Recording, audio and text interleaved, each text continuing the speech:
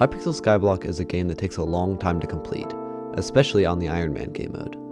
However, there are some things you can do to make it a little less long, and I'm going to be going over those things today. Before we get into it, please make sure to subscribe. Every subscriber really does help, and I do appreciate it. Anyways, let's get on with the video. The first tip is to never, ever use your RNG meter on floor 7 unless you only have one drop remaining. To make a scrolled Hyperion, you need 4 RNGs. A Necron's handle, which is a 1 in 1,000 chance from the bedrock chest in floor 7, and 3 unique scrolls, each of which is a 1 in 770 chance in the bedrock chest. What most people do in playing floor 7 is put their meter on handle, which is a logical thing to do because it increases the chance of one of the most expensive RNGs in the game.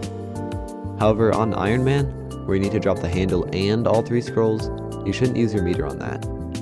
You should try to drop 3 out of 4 RNGs, and then use your meter for the last.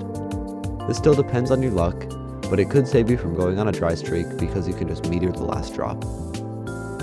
Another quick tip for dungeons is to salvage all the armor and weapons dropped from mobs, because you'll need to max the Essence shop eventually, and doing this can help you get a head start on that. The first tip for mining is actually about fishing. Make sure to fish during fishing festivals and spooky festivals, as this can help level up your fishing skill. You should have fishing 27 by the time you start fishing for worm membranes to make gemstone chambers, so leveling up to at least 27 is very important.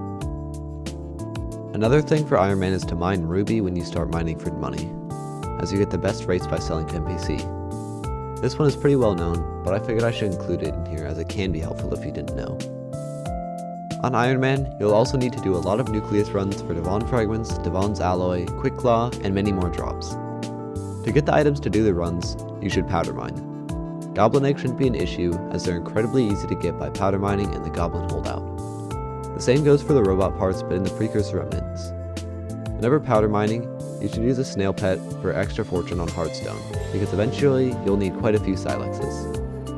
You should also mine the redstone and iron for personal compactor and deleter, and the coal for enchanted lava buckets. It also really helps to get a travel scroll to the crystal nucleus. It is really painful, but it's completely worth it.